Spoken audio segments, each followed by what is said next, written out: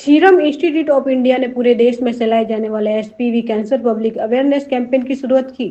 Serum institute of India पूरे देश में चलाए जाने वाले पब्लिक हेल्थ इनिशिएटिव के सिलसिले में अहमदाबाद में conquer HPV and cancer conclave 2025 का आयोजन किया गया। भारत एचपीवी से जुड़ी बीमारियों की चुनौती का लगातार सामना कर रहा है और इनमें सर्वाइकल कैंसर खास तौर पर हमारी चिंता की वजह है। एचपीवी देश में महिलाओं में होने वाले હું ડોક્ટર ચેતન ત્રિવેદી, કન્સલ્ટન્ટ પીડિયાટ્રિશિયન અને ઇન્ફેક્શિયસ ડિઝીઝ સ્પેશિયાલિસ્ટ, મણિનગર ન્યા ચિલ્ડ્રન હોસ્પિટલ સાથે કાર્યરત છું। ई कैंसर कॉन्क्लेव आयोजन શું કહેશે? એચપીવી કેન્સર મતલબ આજની જે કોન્ક્લેવ છે એક પબ્લિક અવેરનેસ અભિયાન પણ છે। એચપીવી એટલે કે હ્યુમન પેપિલોમા વાયરસ, આ વાયરસ શું છે, એનાથી શું થઈ શકે છે અને કેવી રીતે બચી શકાય એ માટે અમે લોકોને અવેર કરવા માંગીએ છીએ। એચપીવી એટલે હ્યુમન પેપિલોમા વાયરસ, આ વાયરસથી જે ઇન્ફેક્શન થાય છે અને એ ઇન્ફેક્શનને કારણે સ્ત્રીઓમાં પર્ટિક્યુલરલી ગર્ભાશયના મુખના cancer, vaginal cancer, vulvar cancer, ગુદાના ભાગનું કેન્સર અને ગળાના કેન્સર થઈ શકે છે। હવે આ ઇન્ફેક્શનને જો ટાઈમલી વેક્સિન આપીને આપણે રોકી શકીએ છીએ તો આ બધા કેન્સરથી બચી શકીએ છીએ।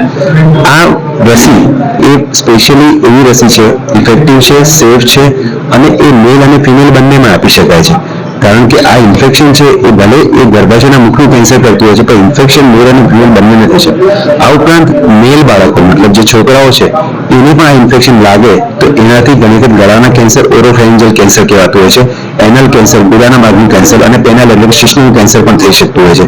એટલે એચપીવીના સામે પ્રોટેક્શન માટે આપણે છોકરાઓ અને છોકરીઓને 9 થી 26 વર્ષનાને 2 અથવા 3 ડોઝ જો આ રસીને આપવામાં આવે તો આપણે આ ઇન્ફેક્શનથી બચી શકીએ છીએ।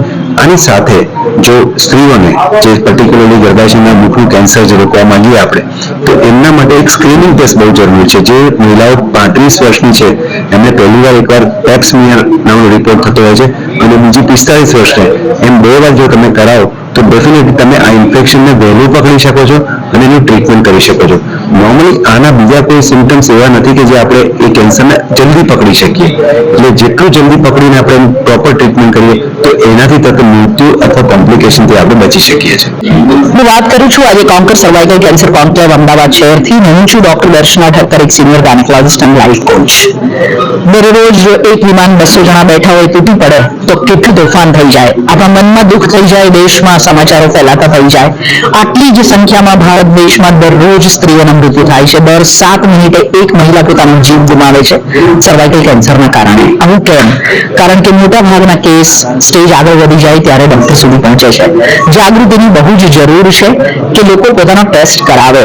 દરેક જાતીય રીતે એક્ટિવ મહિલાએ પોતાનો પેપ્સમિયર ટેસ્ટ કરાવવો જોઈએ। જો આપણે એચપીવી એટલે કે હ્યુમન પેપિલોમા વાયરસ વેક્સિન દીકરીઓને આપવા માંડીશું તો આવનારા વર્ષોમાં દર વર્ષે લાખો સ્ત્રીઓ આ કેન્સરથી બચી શકશે, એમની જાન બચાવી શકાશે। આવી ઘણી બધી વધારે જાણકારી સમાજ સુધી પહોંચે એટલે આવા કાર્યક્રમોનું આયોજન કરવામાં આવતું હોય છે।